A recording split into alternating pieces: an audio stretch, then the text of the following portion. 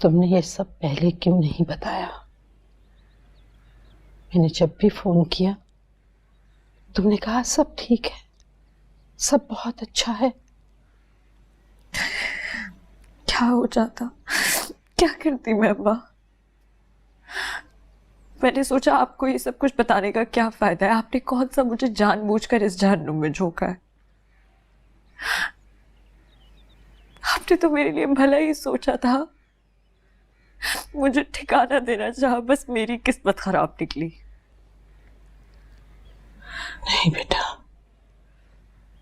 मुझे अपने उतावलेपन पर अफसोस है। नहीं, मैंने ये तो नहीं चाहा था कि कोई नीम दीवाना तुम्हारी बोटियां नोचता फिरे, तुम्हारे जिस्म पर नित नए जख्म सजाता फिरे। फहमीदा खातून को देखो, अपना बेटा छुपा कर बैठ गई है। अम्मा, क्या जरूरत पड़ी है उन्हें बेटा छुपाने की? वो क्यों छुपाएंगी बोले को? वो तो खुद कई कई दिन घर से गायब रहता है, और जब भी लौटता है पहले से बुरी हालत में। आने दो उसे, कब तक भागा फिरेगा? इस दफा तो सारे हिसाब करके जाऊंगी फहमीदा खातून से। लावारिस समझ रखा है उसने तुम्हें। जी, मैं सिर्फ चाहती हूँ कि आप मुझे यहाँ से ले जाएं। मैं बस यहाँ नहीं रुक सकती अम्मा जी। मुझे नहीं पता कि वो कब लौटेगा, और अगर वो लौटेगा भी और अगर आप उससे बात करेंगी वो इस होश में नहीं होगा कि वो कुछ समझ सके। मुझे नहीं कुछ पता, आप मुझे यहाँ से ले जाएं। कैसे ले जाऊं? आपने मुझसे कहा सब्र करो, मैंने किया। आपने मुझे बर्दाश्त का सबक पढ़ाया, मैंने वो भी किया। आपने कहा मिट्टी हो जाओ, मैं मिट्टी हो गई। अब खुदकुशी को तो आप हलाल नहीं कहेंगी ना अम्मा। इस रिश्ते में रहना, भोले के साथ रहना मेरी खुदकुशी है। वो मुझे इसी तरह थोड़ा थोड़ा करके मार देगा, मैं आपको बता रही हूँ। लेकिन अगर आप फिर भी चाहती हैं कि मैं ये खुदकुशी करूं, मैं करने के लिए तैयार हूँ। आइंदा ऐसे नहीं कहूंगी। मर्जी, मैं आप पर बोझ नहीं बनूंगी। मैं सच बता रही हूँ, मैं आपके साथ वापस कहाँ भी नहीं जाऊंगी। आप मुझे कहीं रास्ते में दारुल अमान में छोड़ दीजिएगा। मैं नहीं चाहती आपके लिए कोई मुश्किलात खड़ी करना। मैं मजदूरी करके मैं अपना गुजारा कर लूंगी अम्मा जी, लेकिन मैं इस अज़ियत के रिश्ते में नहीं रह सकती। मुझे यहाँ से निकाल दे, मैं इस रिश्ते में नहीं रहना चाहती। मुझे वापस अपने साथ ले जाए। कॉलेज जाने से पहले मैं यहाँ पे आई थी, सोचा कि भोले भैया का जख्म जाके देख कर आऊं, पता नहीं कैसा है। मगर ना जाने वो कब चले गए, किसी को पता ही नहीं चला। सखा,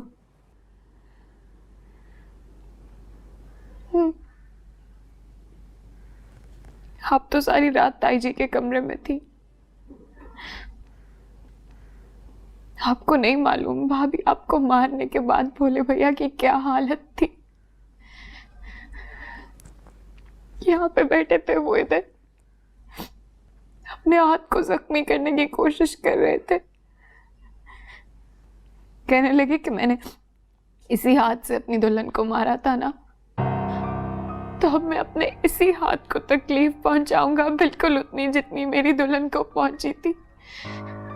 भाभी, जब उनको दौरा पड़ता है ना तो उनको बिल्कुल होश नहीं रहता, अपना होश खो बैठते हैं। मगर होश में आने के बाद मैं जानती हूँ, मैंने देखा है उनको, वो कितना खौफजदा थे आपकी नाराजगी से, आपकी तकलीफ से। बहुत चाहते हैं वो आपको। तुमने मुझे अंधेरे में रखा, पर्दे पर पर्दे डालती रही। अरे वाह जन्नत बीबी वाह! अरे अंधेरे में तो तुमने हमें रखा, पर्दे तो तुम डालती रही। अरे बास-पुर्स भी हमें से कर रही हो। रिजवाना, तुम चुप करो। अरे कैसे चुप करूं भाभी? सुबह से मैं सुन भी रही हूं, देख भी रही हूं, कैसे ये आपके सर पे चढ़ी हंगामा किए जा रही हैं, दे इल्जाम पे इल्जाम। अरे हमारे खानदान की तो ढूंढियां पीट के रख दी है, अरे ना इस बात का लिहाज के घर में एक अदद मुलाजमा है, ना इस बात की शर्म की आवाज आस पड़ोस में जा रही होगी। अपने भरोसे ब्याह कर गई थी अपनी बच्ची को यहां, खुदा को भी मुंह दिखाना है। अगर उसके साथ इस घर में नाइंसाफी हुई तो मेरा हक है बास-पुर्स करने का। अरे तो यही मुंह दिखा दे ना खुदा को भी जन्नत बीबी। अरे जिस मुंह से झूठ बोल के वो दागी लड़की हमारे सर पे मंड के गई थी, अरे अब तो हमारा बनता है तुम्हारे लत्ते लेने का। बास-पुर्स तो तुमसे करनी है।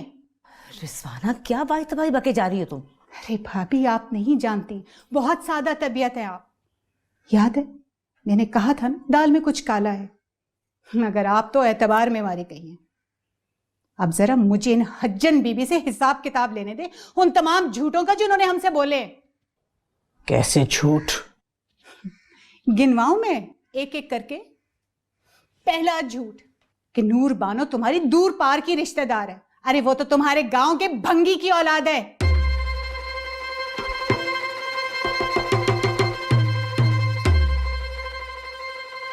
दूसरा झूठ ये कि यतीम और मिस्कीन है। अरे इसके नीच माँ बाप तो इसकी करतूतों की वजह से गांव छोड़ के मुंह छुपाकर भाग गए थे। बोलो। और ये बदजात लोगों के घर में झाड़ू पोछे का काम करती थी और उन्हीं के घर चोरी नहीं की थी उसने।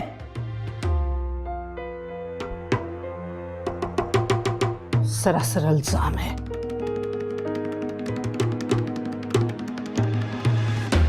उन्होंने ये इल्जाम वापस ले लिया था। अच्छा, तुझे रात थाने में गुजारी थी, वो रात वापस आ गई क्या?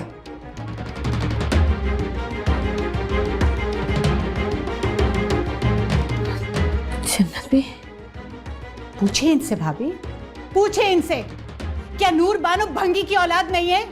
क्या उसकी सारी जिंदगी कूड़े करकट के ढेर पर नहीं गुजरी क्या? अरे वो चोरी करके फरार नहीं हुई? पूछे इनसे।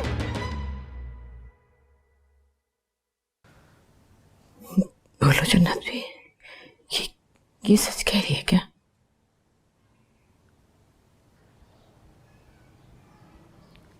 मैंने झूठ नहीं बोला था। हाँ, सच छुपाया था। किसी के भले के लिए उसके ऐबों को ढकना खुदा ताला को भी पसंद है। और अगर उस खानदान में पैदा होना ऐब है तो ये खुदा की मर्जी थी। और राह चोरी का सवाल तो उसने चोरी नहीं की थी। ये साबित होने पर कि वो चोर नहीं है, उन्होंने मुकदमा वापस ले लिया था। तुम चाहो तो थाने जाकर पूछगछ कर सकती हो फहमीदा। नहीं, मुझे किसी से पूछगिछ नहीं करनी।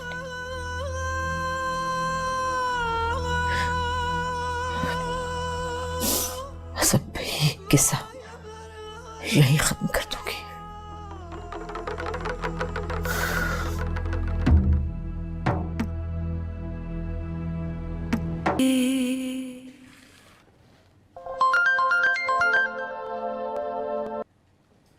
हेलो। उन्हें मेरे बारे में सब कुछ पता चल गया साहिर, सब कुछ। मेरा मासी, मेरी असलियत, सब कुछ। हाँ, और क्या रह जाता है इसके बाद? मैंने सोचा था कि मैं इज्जत से रुखसत होंगी इस घर से, अपने तमाम तर भरम के साथ, लेकिन मुझे पता है वो मुझे दुत्कार करने का हाल देंगे इस घर से। इस वक्त तुम्हारा उस घर से निकलना ज्यादा अहम है, किसी भी तरह से। साहिर, बस इस बात का ध्यान रखना, जब वहां से निकलो तो अपने सारे रिश्ते, नाते, जंजीरें सब तोड़कर निकलना। मेरे बारे में इतना कुछ जानने के बाद भी अम्मा जी मुझे इतने ऊंचे घराने में इज्जत से कैसे रहने देंगी, और क्यों रहने देंगी?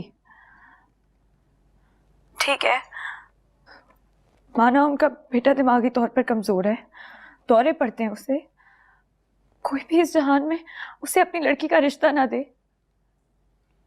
लेकिन फिर भी वो मुझे कबूल नहीं करेंगी। तो क्या हो गया? मैं हूं ना, सब कुछ जानते बूझते हुए भी मैं तुम्हें कबूल कर रहा हूं, तुम्हारे सारे ऐप नजरअंदाज करते हुए।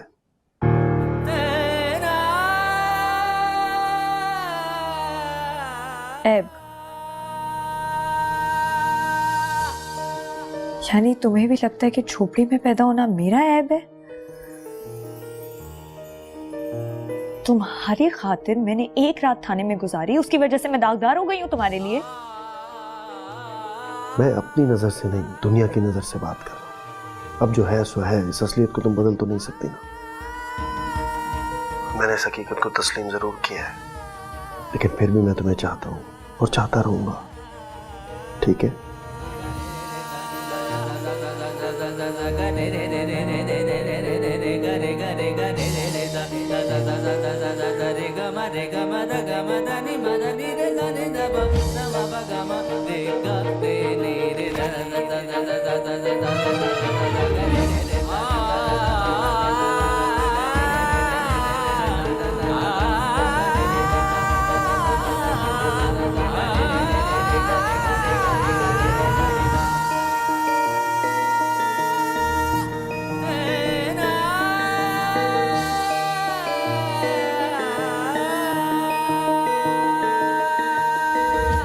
आखिर इतना तरद्दुद किस बात का?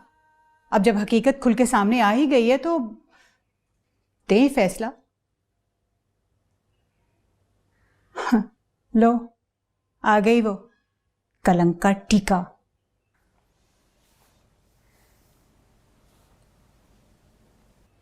भाभी, मैं बता रही हूं, अभी भी ज्यादा देर नहीं हुई है। पोंछ डाले खानदान के माथे से ये। रिजवाना,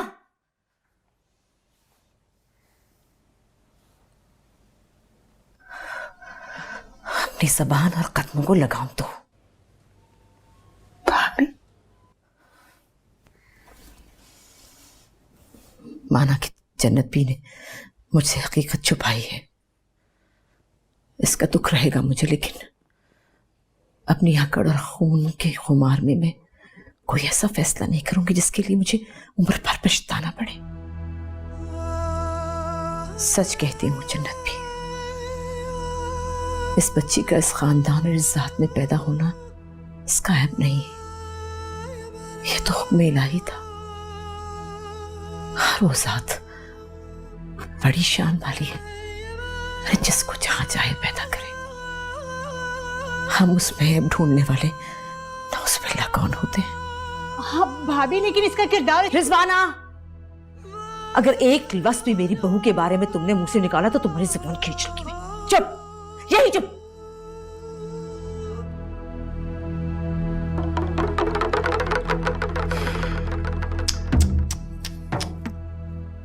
भाभी, बेटी की मोह ने सब कुछ भुला दिया।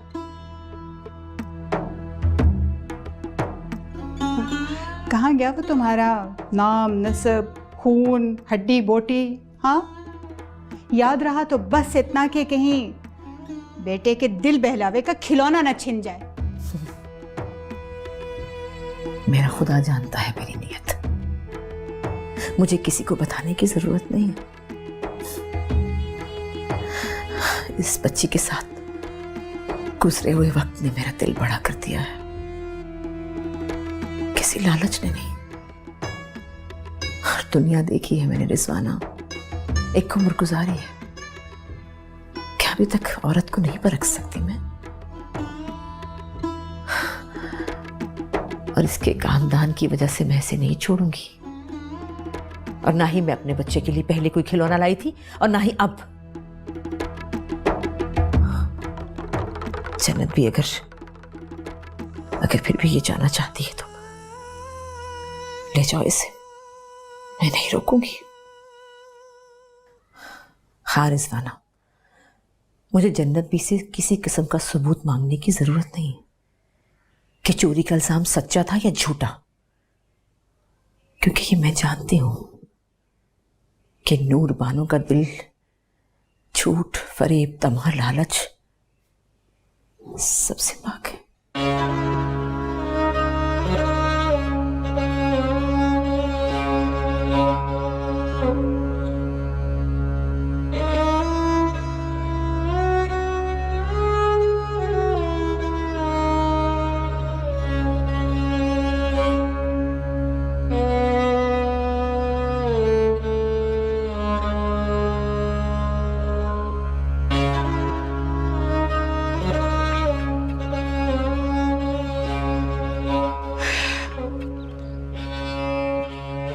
बीबी जी, वो साहिर मियाँ ना मजदूरों से छत से सामान उठवा रहे हैं, चाय देने गई थी, अभी लाती हूँ आपकी दवाई। आय अल्लाह।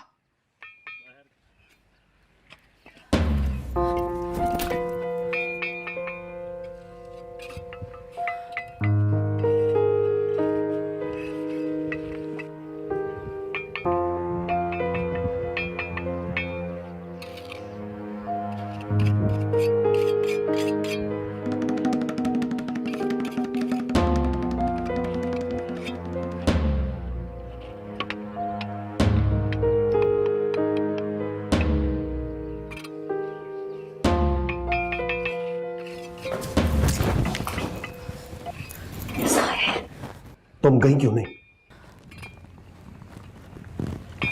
साहिर, मेरे अंदाजे के सब कुछ बिल्कुल बरक्स हो गया। मुझे नहीं कुछ समझ आया। अम्मा जी। हाँ, मुझे तफसील का पता चला, इसलिए बहाने से आ गया मैं। लेकिन तुम किसी की बातों में नहीं आओगी, समझी? मेरे बस में कुछ नहीं है, फिलहाल तो बिल्कुल भी नहीं। और तुमने ही तो मुझे कहा था कि इस घर से जाना तो सारे ताल्लुक खत्म करके जाना। अब जिसने मुझे तलाक देनी है उसी का कुछ अता पता नहीं है, वो घर पर नहीं है। अगर होता तो क्या अम्मा जी के कहने पर तलाक जेब से निकाल के सामने रख देता? ये जो भी औरत है ना, तुम्हारे गांव से जो आई है, जिसने तुम्हारे सर ये बला डाली है, उस पर जोर डालो। उससे कहो वो तुम्हें यहाँ से आज़ाद कराए, और ये उसी सूरत में मुमकिन है अगर तुम अभी और इसी वक्त उसके साथ यहाँ से जाओगी, ताकि घर वालों को भी पता चले कि तुम यहाँ घर बसाना ही नहीं चाहते। साहिर, शाम हो रही है और अम्मा जनते की तबीयत ठीक नहीं है। अम्मा जी ने उन्हें सुबह तक यहीं रोक लिया है। सुबह तक शायद वो भी लौट आएगा, लेकिन अम्मा जी भी नहीं चाहती कि मैं अपनी ज़िंदगी बर्बाद करूं भोले के साथ। और मुझे यकीन है इस बात का कि जब मैं उन्हें अपनी मर्जी बताऊंगी ना, तो वो मुझे ज़बरदस्ती यहाँ नहीं रोकेंगी। मगर क्या मसला क्या? मगर वो मेरी जिम्मेदारी उठाने से घबरा रही हैं, और वो ठीक भी है ना साहिर। तो तुम मुझसे मिल लो। मैं मिल लूं? दिमाग खराब हो गया क्या तुम्हारा? अब अपने आशिक को ले जाके सामने खड़ा कर दोगी, फिर तलाक मांगोगी? तुम किसी के निकाह में हो, और मैं उस घर में खड़ा होकर रिश्ता मांगते हुए कैसे लगूंगा जहां मेरी पहले से शादी की बात चल रही? हाँ, तो तुम्हें ये किस्सा खत्म करना है कि नहीं?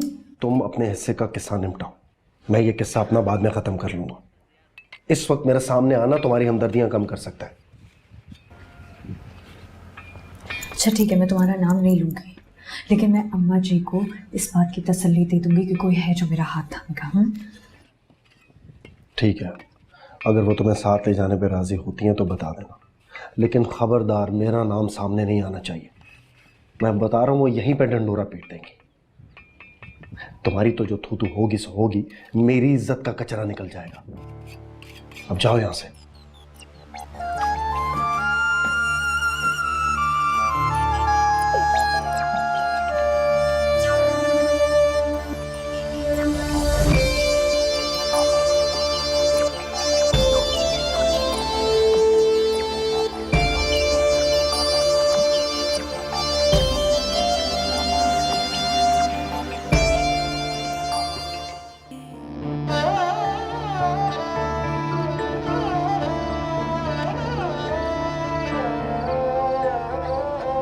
नूरी,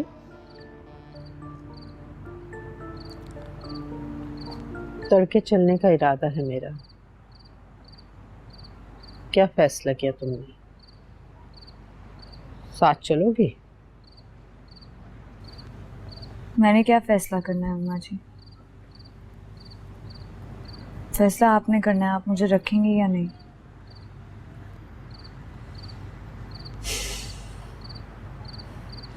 एक तो वो मुआ भी बेवक्त गायब हो गया, लेकिन होता भी तो कोई इसका क्या कर लेता। मुझे कुछ सुझाई नहीं दे रहा, मैं क्या करूं? वहां तुम महफूज नहीं थी, तुम्हें नाम और मकाम देने के लिए यहाँ बांधा। यहाँ एक नीम पागल के साथ रहना भी तुम्हारे लिए खतरा बन रहा है।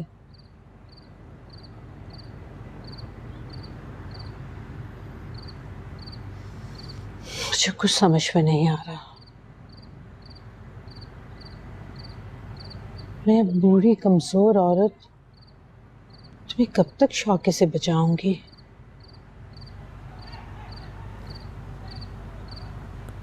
एक तीसरा रास्ता है। हाँ बेटा, ये बात न करना।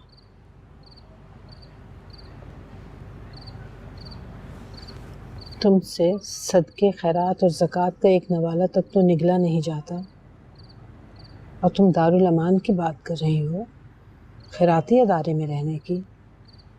माँ बेटा, तुम तो हमेशा गैरत की भूखी रही, इज्जत की, मान की, वकार की, और देखो वो इज्जत तुम्हें फहमीदा ने दी। सब कुछ जानने के बावजूद उसने रिजवाना की बात झुटलाकर ये साबित कर दिया कि उसे तुम्हारे किरदार पर एतमाद है। उसका मुंह बंद कर दिया कि इस घर की बहू की तरफ की उंगली उठाने की भी जुर्रत ना करे।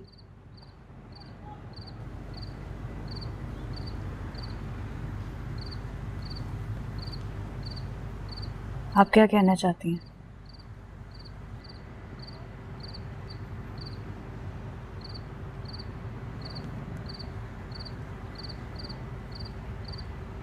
बेटा,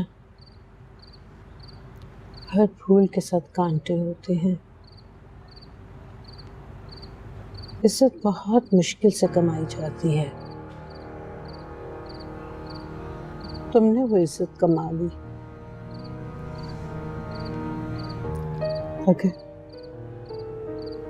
अगर तुम भोले को कांटा समझकर, आगे तुम्हारी मर्जी है।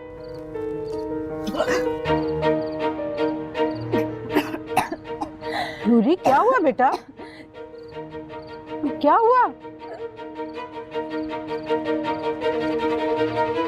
2-4 रोज से रंगत फीकी फीकी सी लग रही थी और चेहरा भी उतरा हुआ था।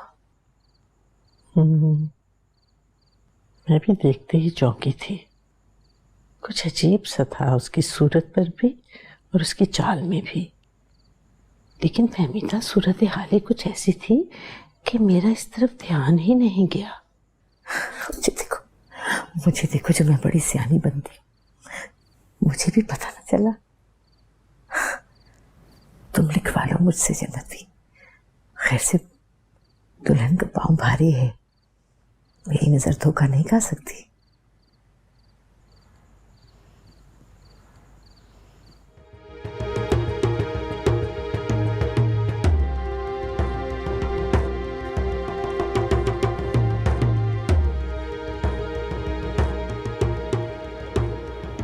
जी, आपको बहुत मुबारक हो, आपकी सारी रिपोर्ट्स पॉजिटिव आई हैं।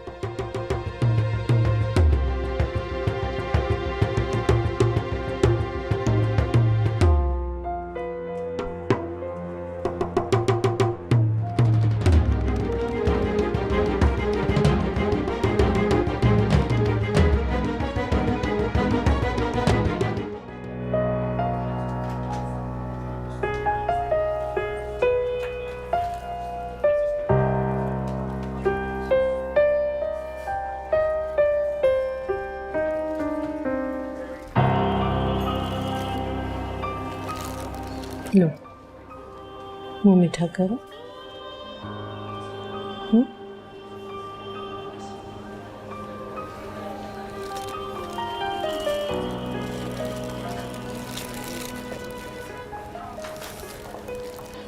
ये मेरी तरफ से फहमीदा को दे देना।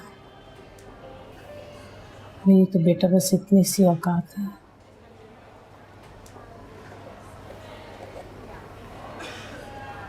ये मत समझना नूरी कि मैं अपने फर्ज से पीछे हटी हूँ। अगर तुम्हें अपनी जिम्मेदारी मानकर मैंने तुम्हारी जिंदगी का इतना बड़ा फैसला किया है, तो इसके नताइज की जिम्मेदारी उठाने को भी मैं हर वक्त तैयार थी और हूँ। लेकिन तुम्हारे और मेरे फैसले से पहले खुदा ने अपना फैसला सुना दिया।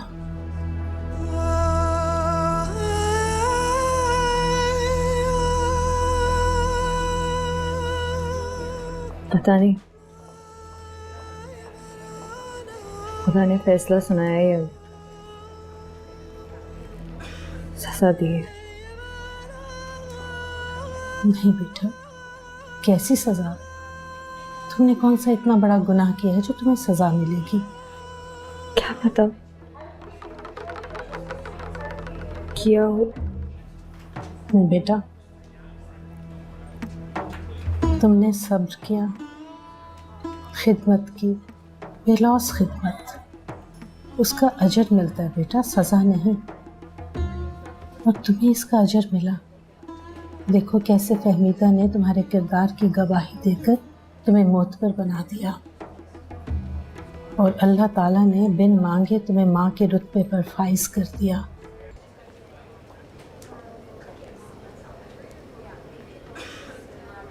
शुक्र किस चीज का? अधूरेपन का? कैसा अधूरापन बेटा? माँ बनना तो औरत की तकमील है। नहीं अम्मा जी, माँ बनना औरत की तकमील नहीं होती। मैं तो कहीं भी पूरी नहीं पढ़ पाई, कहीं नहीं। जहाँ दिल खींचता है वहाँ एतबार नहीं, और जहाँ एतबार है वहाँ प्यार नहीं है। इस दुनिया में सबको सब कुछ नहीं मिलता बेटा, किसी को तो कुछ भी नहीं मिलता। तुम्हें तो वो सब कुछ मिला जिसकी तुमने चाह की, इज्जत, मकाम, नाम, रुतबा, और एक ब्याहता औरत का रुतबा।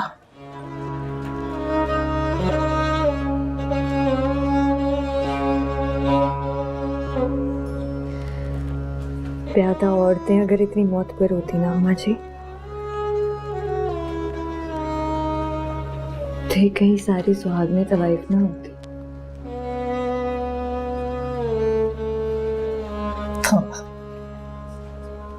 बेटा, तुम एक नामुनासिब लफ्ज को इज्जत के लफ्ज के साथ जोड़ रही हो। तवाइफ और सुहागन?